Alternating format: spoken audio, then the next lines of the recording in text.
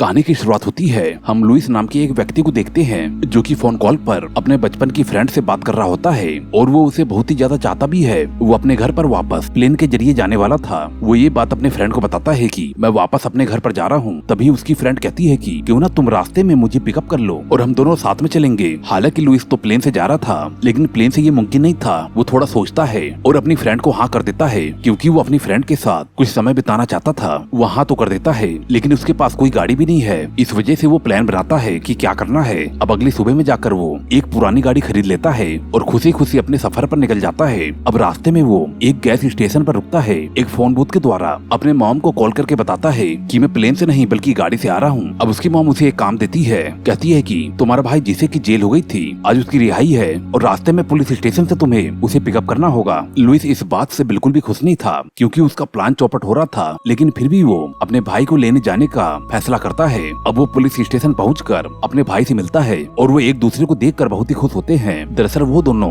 एक दूसरे को 5 साल बाद देख रहे हैं। अब जब लुइस के भाई को ये बात मालूम चलती है कि लुइस रास्ते में अपनी एक फ्रेंड के घर जा रहा है, तो फिर उसका भाई कहता है कि मैं भी तुम्हारे साथ चलना चाहता हूँ। ये चीज लुइस को पसंद तो नहीं आती क्योंकि वो अपने फ्रेंड के साथ कुछ समय अकेले बिताना चाहता था, लेकिन फिर भी वो अपने भाई को साथ ले जाने का फैसला कर लेता है। लुइस का भाई लुइस को कहता है कि तुम एक लड़की के पीछे इतना पागल क्यों हो? जिस लड़की की बात तुम कर रहे हो उसने तो सिर्फ तुम्हें ऑप्शन में रखा है, वो कभी भी तुम्हें धोखा दे सकती है। ये सुनकर लुइस बहुत ही गुस्सा हो जाता है और गाड़ी को सड़क से नीचे उतार देता है और अपने भाई को डांट कर कहता है कि अगर अब तुमने उसके बारे में कुछ बोला तो बिल्कुल भी अच्छा नहीं होगा। गाड़ी सड़क से उतरने की वजह से उनकी गाड़ी में कुछ डैमेज आ जाता है। इस वजह से वो एक जगह पर जाकर अपने गाड़ी को बनवाते हैं। साथ ही में गाड़ी के अंदर एक रेडियो भी लगवा लेते हैं। ये एक ऐसा रेडियो था जिसकी वजह से सभी कार बस ट्रक ड्राइवर एक दूसरे से कांटेक्ट करके बात कर सकते थे। इस समय लुइस का भाई इस रेडियो को अपने एंजॉयमेंट के लिए इस्तेमाल करने लगता है और रेडियो पर हर किसी से मजे लेने लगता है। अब इसके बाद लुइस का भाई अपना और अपने भाई का एक नकली नाम रखता है और एक ट्रक ड्राइवर से बात करने लगते हैं। ट्रक ड्राइवर का कोड था रस्टी नेल। वो उससे कहता है कि बारिश अक्सर लोगों को पसंद होती है और वो सभी लोगों को घर के अंदर रहने पर मजबूर करती है और बताता है कि मेरे हिसाब से आज रात बारिश होने वाली है। अब ये फालतू की बातें सुनकर लुइस के भाई को एक आइडिया आता है और वो लुइस से कहता है कि तुम इससे लड़की बन के मजे लो, ऐसा करने में बहुत ही ज्यादा मजा आएगा। लुइस को ये आइडिया बिल्कुल भी पसंद नहीं आता है, लेकिन अपने भाई की जिद करने के बाद वो लड़की बन के ट्रक ड्राइवर से बात करता है। काफी देर तक मजे लेने के बाद ट्रक ड्राइवर लड़की के लिए बहुत ही ज्यादा अट्रैक्ट हो जाता है और उससे फ्रेंडशिप करने के लिए कहता है, लेकिन इसी समय ही उनका कनेक्शन टूट जाता है। लुइस कहता है कि अभी तो बात भी पूरी नहीं हुई थी और हमने तो उसे ये भी नहीं बताया कि हम मजाक कर रहे थे, हम लड़की नहीं हम लड़का है, और कहता है कि अभी तो हमें और भी मजे लेना था। अब वो दोनों रात को गुजारने के लिए एक होटल पहुँचते हैं और जब उसका भाई अंदर जाता है तो वो देखता है कि वो अमीर आदमी होटल के वर्कर से बहुत ही गुस्से में बात कर रहा था। अब लुइस का भाई उसे समझाने की कोशिश करता है, लेकिन वो अमीर आदमी उल्टा ही उसे डांट कर वहाँ से निकल जाता है। अब वो लोग देखते हैं कि उनके रेडियो में दोबारा से हलचल होती है और रेडियो पर वही रस्टी नेल आता है और जो कि लड़की का नाम लेकर पुकार रहा था। लुइस को बहुत ही ज्यादा हैरानी होती है कि ये तो अभी भी लड़की को ढूंढ रहा है और पीछे ही पड़ गया है। अब ये देखकर लुइस के भाई के दिमाग में एक आइडिया आता है और वो लुइस के जरिए उसे बोलता है कि मैं यहाँ पर एक होटल में रुकी हूँ, तुम जल्दी से यहाँ पर आ जाओ, लेकिन रात के 12 बजे रूम नंबर 17 में आना जहाँ पर मैं तुम्हारा वेट कर रही हूँ, और साथ ही शराब की एक बोतल भी लेकर आना। दरअसल रूम नंबर 17 में वही अमीर आदमी रुका था जो कि स्टाफ को डांट रहा था और इनको लगता है कि जब ट्रक ड्राइवर और गुस्से वाला अमीर आदमी एक साथ मिलेंगे तो बहुत ही ज्यादा मजा आएगा। अब इसके बाद दोनों भाई कमरे में जाकर आराम कर ही रहे होते हैं, तभी रात के ठीक 12 बजते हैं और बाहर एक ट्रक आकर रुकता है जो कि उसी ट्रक ड्राइवर का था जिसका कोड रस्टी था, यानी कि रस्टी सच में आ चुका है। अब उस ट्रक को उसका भाई देखता है और अपने प्लान को ऐसा कामयाब होते देखकर बहुत ही ज्यादा खुश होता है। अब वो कमरा साथी वाला था, इस वजह से वो दोनों भाई उस कमरे के अंदर के हलचल को कान लगा के सुनने लगते हैं, जहाँ पर कि वो अमीर आदमी रस्टी को डांटना शुरू कर देता है। लेकिन अगले ही पल इन दोनों भाइयों को किसी के गला घुटने की आवाज आने लगती है। लुइस काफी ज्यादा घबरा जाता है, इस वजह से वो काउंटर पर फोन करके कहता है कि शायद कमरा नंबर 17 में कुछ गड़बड़ है। अब काउंटर से दोबारा इनके पास कॉल आता है और वो बताते हैं कि हमने कमरा नंबर 17 में कॉल किया था। वो बता रहे हैं कि यहाँ पर सब कुछ ठीक है, लेकिन इन दोनों भाइयों को अभी भी कुछ शक होता है और इस डाउट में ही सो जाते हैं। अब जब सुबह होती है ये लोग देखते हैं कि वहाँ पर पुलिस आई हुई है और इनसे भी पूछताछ करने लगती है और पुलिस से इनको मालूम चलता है कि वो अमीर आदमी इनको बहुत ही बुरी हालत में सड़क पर मिला हुआ था। अब ये सुनकर वो दोनों बहुत ही ज्यादा दंग रह जाते हैं क्योंकि इन दोनों को तो ये लग रहा था कि उस अमीर गुस्सैल आदमी ने ही ट्रक ड्राइवर को बहुत मारा होगा, लेकिन यहाँ पर तो कुछ ज्यादा ही हो गया। अब इसके बाद पुलिस इन दोनों भाइयों को उस अमीर आदमी की बुरी हालत को दिखाने के लिए ले जाती है और सच में ही उस अमीर आदमी की हालत बहुत ही ज्यादा खराब थी। ट्रक ड्राइवर ने तो उस अमीर आदमी का जबड़ा ही उखाड़ दिया था और जिस वजह से वो अमीर आदमी कोमा में जा चुका था। इनका ये मजाक इतना खतरनाक साबित हो गया था, इस वजह से पुलिस इनसे पूछताछ करती है और पुलिस इन दोनों भाइयों को बताती है कि उस ट्रक ड्राइवर के ऊपर और भी बहुत ही सारे केस हैं जिसे हम पकड़ भी नहीं पा रहे हैं क्योंकि उसके बारे में कोई भी नहीं जानता। इस वजह से पुलिस इन दोनों को छोड़ देती है। अब हमें मालूम चलता है कि लुइस को अपनी गलती का पूरा एहसास था, लेकिन उसके भाई को बिल्कुल भी नहीं। अब ये दोनों दोबारा से अपने सफर पर निकल पड़ते हैं। अब रास्ते में लुइस जैसे ही रेडियो को छेड़ता है, अब वो ये सुनकर काफी दंग रह जाता है कि रस्टी अभी भी लड़की को ढूंढ रहा है। अब इसका मतलब ये था कि इनका एक मजाक, इनका एक बुरा सपना बन गया है और वो रस्टी इनके पीछे हाथ धोकर पड़ गया है। इस मामले को निपटाने के लिए लुइस का भाई रस्टी से बात कर रहा था और कहता है कि तुम उसे भूल जाओ, वो तुम्हें बिल्कुल भी पसंद नहीं करती। और तभी लुइस अपने भाई से रेडियो छीनकर रस्टी को सब कुछ सच बता देता है और कहता है कि हमने तो सिर्फ मजाक किया था, ऐसी कोई भी लड़की नहीं है। अब ये बात सुनकर रस्टी को बहुत ही ज्यादा गुस्सा आ जाता है और वो दोनों भाइयों से माफी मांगने के लिए कहता है, लेकिन लुइस के भाई ने माफी न मांगकर मामला और खराब कर दिया और उसे गाली देकर बहुत ही बुरा भला बोलता है और लगातार ही और भी गालियां देने लगता है। अब इसके बाद रस्टी सिर्फ एक ही बात बोलकर उसका मुंह बंद कर देता है और कहता है कि तुम्हें अपनी गाड़ी की लाइट को ठीक करवा लेनी चाहिए। अब ये सुनकर वो दोनों काफी ज्यादा हैरान हो जाते हैं और वो दोनों समझ जाते हैं कि रस्टी हमारा पीछा कर रहा है और हर समय हमारे ऊपर नजर भी रखे हुए है। अब ये दोनों पीछे ट्रक को देखते हैं और घबरा कर बहुत ही तेजी से गाड़ी चलाने लगते हैं और वो देखते हैं कि उनका पेट्रोल भी खत्म होने वाला है। अब इस बात से लुइस का भाई काफी ज्यादा घबरा गया था क्योंकि उनकी गाड़ी अब गैस स्टेशन तक भी नहीं पहुंच पाएगी। लेकिन लुइस दिमाग लगाता है और सड़क से ही दूसरी सड़क पर अपनी गाड़ी को मोड़ लेता है, जिस वजह से ट्रक उनसे आगे निकल जाता है और साथ ही इतना बड़ा ट्रक इतनी जल्दी मुड़ भी नहीं सकता है। अब ये लोग जल्दी से एक गैस स्टेशन पर पहुंच जाते हैं। अपने भाई को पेट्रोल भरने के लिए कहकर लुइस पुलिस ऑफिसर को कॉल करने के लिए जाता है और तभी हम देखते हैं कि इस दौरान वहाँ पर एक बर्फ वाला ट्रक आकर रुकता है और फिर जिसके अंदर से एक खतरनाक दिखने वाला आदमी निकलता है जिसने कि अपने हाथ में एक बल्ला भी लिया हुआ था और वो स्टोर के अंदर जाता है। तभी लुइस का भाई उसे इशारे से बताता है कि वो ट्रक ड्राइवर हमारे पीछे आ गया है क्योंकि उन्हें लगता है कि यही रस्टी है। अब इस वजह से लुइस बिना ऑफिसर से बात किए वहाँ पर फटाफट बिल देता है और जल्दी से गाड़ी के अंदर बैठकर वहाँ से भागने लगते हैं। तभी हम देखते हैं कि वो ट्रक ड्राइवर भी उनके पीछे आता है और अपने ट्रक से उनका पीछा करने लगता है। लुइस अपनी गाड़ी को लेकर ट्रक ड्राइवर से बचकर वहाँ से भागता है, लेकिन एक जगह पर वो देखते हैं कि रास्ता बंद है और वो दोनों घबराकर वहीं पर रुक जाते हैं। तभी ट्रक ड्राइवर भी उनके पीछे ट्रक रोकता है और ट्रक से बाहर आता है। वो जैसे ही इनके पास आता है ये दोनों बहुत ही ज्यादा डर जाते हैं, लेकिन तभी उन्हें मालूम चलता है कि लुइस का कार्ड वहीं पर ही छूट गया था और वो कार्ड को वापस करने के लिए इनका पीछा कर रहा था। और फिर लुइस पूछता है कि तुमने वो बल्ला क्यों लिया हुआ है? वो ट्रक ड्राइवर बताता है कि ये तो ट्रक के टायर को चेक करने के लिए एक औजार है। अब जैसे ही ट्रक ड्राइवर वहाँ से वापस जाता है तो इनकी जान में जान आती है, लेकिन अगले ही पल वहाँ पर एक हलचल होती है और जब ये दोनों पीछे मुड़कर देखते हैं तो एक दूसरा बड़ा सा ट्रक बर्फ वाले ट्रक ड्राइवर के ट्रक को चीरते हुए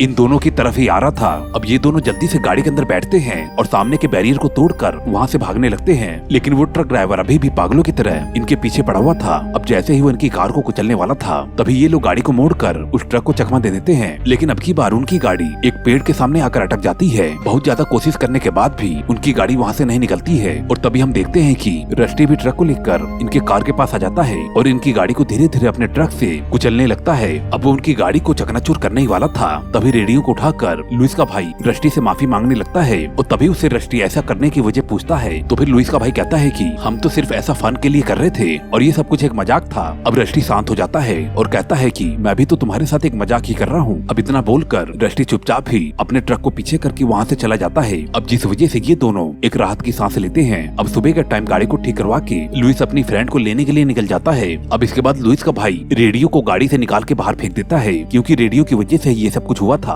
अब वो दोनों लुइस की फ्रेंड जिसका नाम वैना है उसके पास पहुंच जाते हैं। अब लुइस का भाई वैना को देखकर बहुत ही ज्यादा शॉक हो जाता है क्योंकि वो बहुत ही ज्यादा सुंदर दिख रही थी और हॉट भी। अब ये तीनों गाड़ी में बैठ के वहाँ से निकल जाते हैं। इसके बाद ये तीनों रास्ते में एक बार में रुकते हैं जहाँ पर कि ये लोग कुछ ड्रिंक करते हैं। अब जब वैना काउंटर पे वाइन लेने जाती है तो कुछ लड़के उसे बदतमीजी करने लगते हैं। अब लुइस वहाँ पर पहुँचता है तो बात वहाँ पर लड़ाई तक पहुँचने वाली थी। तभी लुइस का भाई वहाँ पर पहुँचकर एक बहाना करता है और वैना को अपने साथ में ले जाता है। अब लुइस का भाई वैना को उसके कमरे में छोड़ते समय वैना को बहुत ही अजीब तरह से देख रहा था, यानी कि वो भी वैना की तरफ अट्रैक्ट हो गया था। अब इसके बाद वैना भी इन दोनों भाइयों को लेकर काफी ज्यादा कंफ्यूज थी कि मैं किसके साथ फ्रेंडशिप रखूं क्योंकि उसे दोनों ही अच्छे लग रहे थे। अब इसके बाद वहाँ पर लुइस आ जाता है और जिसके बाद उसके भाई को जाना पड़ता है। अब इसके बाद दोनों भाई अपने कमरे में सोने आ जाते हैं। लुइस जैसे ही सोता है उसका भाई शराब की बोतलों को लेकर वैना के कमरे में चला जाता है और दोनों मिलकर शराब पीने लगते हैं। उधर लुइस अकेले ही सो रहा था, तभी उसे किसी का फोन आने लगता है और जब वो नींद में ही फोन को उठाकर बात करता है तो उसकी नींद तुरंत ही उड़ जाती है क्योंकि फोन पर कोई और नहीं बल्कि रस्टी था।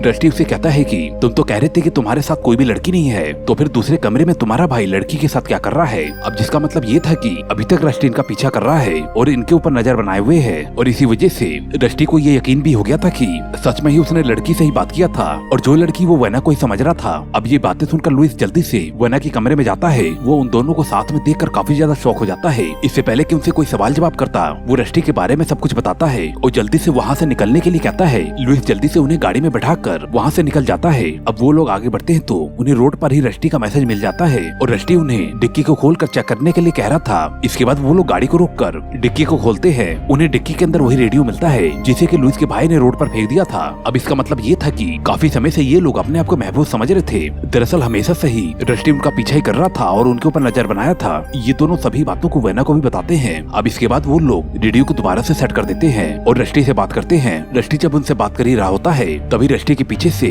किसी लड़की के चिल्लाने की आवाज आती है। उस आवाज को वैना पहचान लेती है और वो काफी ज्यादा परेशान हो जाती है क्योंकि वो आवाज तो उसकी फ्रेंड की थी, यानी कि रस्टी ने उसके फ्रेंड को किडनैप कर लिया था। अब इसके बाद उन्हें उसे बचाने के लिए रस्टी की हर बात को माननी होगी और वो ये बात पुलिस को भी नहीं बता सकते थे। अब रस्टी के कहने पर वो दोनों भाई अपने पूरे कपड़ों को उतार कर एक होटल में जाते हैं। ये दो ही लोग होते हैं लेकिन 12 बर्गर का ऑर्डर करते हैं और जिस बात पर मैनेजर उनके ऊपर भड़क जाता है और गुस्सा होने लगता है और उनकी इंसल्ट होते हुए देखकर सभी कस्टमर हंसने लगते हैं। रस्टी ने ये चीज इन दोनों को सबक सिखाने के लिए किया था क्योंकि जब खुद का मजाक बनता है तो कैसा लगता है। खैर अब वहाँ पर वैना रस्टी से माफी मांगती है। तभी रस्टी कहता है कि काफी देर हो चुकी है और मैं अपना बदला लेकर रहूंगा। अब रस्टी उन्हें आगे का टास्क बताता है। टास्क के मुताबिक वो तीनों एक खेत में पहुँचते हैं। रस्टी उन्हें कहता है कि गाड़ी को एक जगह पर रोककर 100 कदम आगे जाकर खड़े हो जाओ। अब ये तीनों वैसा ही करते हैं और तभी हम देखते हैं कि रस्टी भी सामने से बहुत ही तेजी से ट्रक लेकर आता है और लगातार ही उनकी तरफ बढ़ रहा था और वो ट्रक को रोकता भी नहीं। इस वजह से इन तीनों को ट्रक के आगे से हटकर खेतों के अंदर भागना पड़ता है, लेकिन रस्टी अभी भी नहीं रुकता है और ट्रक उनके पीछे खेतों के अंदर भी लेकर घुस जाता है। अब वो बहुत ही तेजी से उनको कुचलने के लिए उनका पीछा करने लगता है। अब जैसे ही वो उनको कुचलने वाला होता है उन तीनों के सामने नाले का गड्ढा होता है जिसके अंदर लेटकर वो अपनी जान को बचा लेते हैं और जिस वजह से ट्रक आगे निकल जाता है। अब टाइम वेस्ट किए बिना वो दोबारा से भागने लगते हैं और इस बार वो अलग अलग हो जाते हैं। अब रस्टी ट्रक को रोककर अपने ट्रक से उतर जाता है और हम यहीं पर ही पहली बार उसकी झलक देख पाते हैं जो कि काफी खतरनाक लग रहा था। अब खेतों के अंदर ही वो तीनों एक दूसरे को ढूंढ रहे थे और तभी रस्टी वैना को दबोच लेता है और ट्रक में रख के उसे अपने साथ में ले जाता है। और अब जिस वजह से दोनों भाई आपस में एक दूसरे से बहुत ही गुस्सा होते हैं और तभी वो देखते हैं कि उनकी गाड़ी में आग लग चुकी है और तभी रेडियो पर वैना की चीखने की आवाज आने लगती है। लुइस रस्टी से बात करता है तो रस्टी उसे कहता है कि तुम्हें आधी रात में होटल में आना होगा और वो भी कमरा नंबर 17 में और शराब की बोतल भी लेके आनी है जो कि तुम्हारी गाड़ी में पड़ी हुई है। अब इन दोनों को एहसास होता है कि ऐसा ही मजाक उन्होंने भी रस्टी के साथ किया था और वो जिसका बदला बहुत ही खतरनाक तरीके से ले रहा है। अब शराब की बोतल को लुइस जल्दी से उठाकर वहाँ से भागता है और तभी तुरंत ही गाड़ी ब्लास्ट हो जाती है जिसमें कि वो दोनों बच जाते हैं। अब इनकी गाड़ी जल चुकी थी जिस वजह से उन्हें होटल तक पहुँचने के लिए एक गाड़ी चाहिए थी। ये दोनों पैदल ही दौड़कर एक जगह पर आते हैं जहाँ पर की बहुत ही सारी गाड़ियाँ खड़ी थी। एक ट्रक में वो लोग बैठकर उस गाड़ी की वायरिंग से उसे स्टार्ट करके वहाँ से भाग निकलते हैं। टाउन में वो दोनों पहुँच तो जाते हैं लेकिन रस्टी ने उन्हें होटल का नाम ही नहीं बताया था जिस वजह से वो दोनों होटल के सभी रूम नंबर 17 को चेक करने लगते हैं। उधर हम रस्टी को देखते हैं जो कि वैना को एक कुर्सी की मदद से उसको बांधकर पूरा सेटअप कर रहा होता है और वैना का मुंह और हाथ भी बांध देता है और इसके बाद वो उसके सामने एक गन भी रख देता है और जिसके ट्रिगर को एक रस्सी से दरवाजे के साथ में लगा देता है ताकि जैसे ही दरवाजा कोई खोले ट्रिगर का बटन दबने से वैना का सर उड़ जाए। फिर इसके बाद 12 बजते ही रस्टी पुलिस को कॉल करके बता देता है कि यहाँ पर मर्डर होने वाला है। अब थोड़ी देर में वो दोनों भी यहाँ पर पहुँच जाते हैं जिनकी आवाज को सुनकर वैना की सांसें रुक जाती है। उसे लग रहा था कि कहीं वो दोनों कमरे को न खोल दे। वो दोनों देखते हैं कि रूम नंबर 17 का दरवाजा खुला था और वो दोनों कमरे के अंदर चले जाते हैं लेकिन अंदर उन्हें कोई भी नहीं दिखाई देता है। और तभी रस्टी वहाँ पर कॉल करता है और उनका मजाक बनाने लगता है और तभी लुइस को साथ वाले कमरे से आवाज आने लगती है और उसे मालूम चल जाता है कि रस्टी अंदर ही है। और तभी वो अपने भाई को पीछे के रास्ते से चेक करने के लिए भेजता है और इधर लुइस रस्टी को अपनी बातों में फंसाया रहता है। लुइस का भाई जब आगे बढ़ रहा था तभी गलती से उससे आवाज हो जाती है और जिसे सुनकर रस्टी खिड़की को तोड़कर उसके ऊपर हमला कर देता है और पकड़ के उसे भी अंदर ले आता है। अब उसकी आवाज को सुनकर दरवाजे के सामने लुइस आ जाता है और तभी वो दरवाजा खोलने ही वाला था लेकिन लुइस का भाई तभी चिल्ला देता है कि दरवाजे को मत खोलो। तभी लुइस समझ जाता है कि दरवाजे को खोलने से कोई खतरा है। इस वजह से लुइस जल्दी से उसी पीछे के रास्ते से जाने लगता है और तभी हम देखते हैं कि इधर रस्टी लुइस के भाई को घायल कर देता है। लुइस ढूंढते हुए पीछे के रास्ते पर पहुंच जाता है लेकिन तभी वो अपने भाई को देखता है कि रस्टी ने उसके भाई को घायल करके एक लकड़ी के बार पे टांगा हुआ था। अब लुइस अपने भाई को बहुत ही ज्यादा निकालने की कोशिश करता है। ये उसके लिए काफी ज्यादा मुश्किल था क्योंकि रस्टी ने उसके पैर में एक रोड को घुसा कर मोड़ दिया था। इतनी देर में पुलिस भी वहाँ पर पहुँच जाती है। पुलिस वालों को सबसे पहले होटल के मैनेजर की लाश मिलती है। इस वजह से वो हर कमरे को चेक करने लगते हैं। अंदर बैठी वैना काफी ज्यादा डर जाती है कि अब जल्दी ही उसकी मौत होने वाली है। अब पुलिस भी वैना के कमरे के बाहर पहुंचने वाली थी। उधर लुइस अपने भाई को आजाद कर लेता है लेकिन रोड अभी भी उसके पैर में फंसी थी। इससे पहले कि पुलिस दरवाजे को खोलती लुइस फटाफट वैना के पास पहुंचकर कर वेना को और अपने आप को कुर्सी के साथ गिरा लेता है और दरवाजा खुलते ही ट्रिगर दब जाता है, जिस वजह से गोली भी चलती है, लेकिन वेना बच जाती है। अब पुलिस लुइस को कातिल समझकर उसके ऊपर बंदूक तान देती है। उधर हम बाहर देखते हैं कि लुइस का भाई अभी भी खतरे में था और रस्टी सामने से एक ट्रक को लेकर तेजी से आ रहा था। वो हेल्प के लिए चिल्लाता है, तभी लुइस पुलिस के सामने से ही दौड़कर अपने भाई के पास आता है। पुलिस भी वहाँ पर पहुँच जाती है। पुलिस देखती है कि सामने से बहुत ही तेजी से एक ट्रक आ रहा है। अब उस ट्रक को रोकने के लिए पुलिस ट्रक के ऊपर फायरिंग करने लगती है, लेकिन वो ट्रक तब भी नहीं रुकती और ट्रक से टकराने से पहले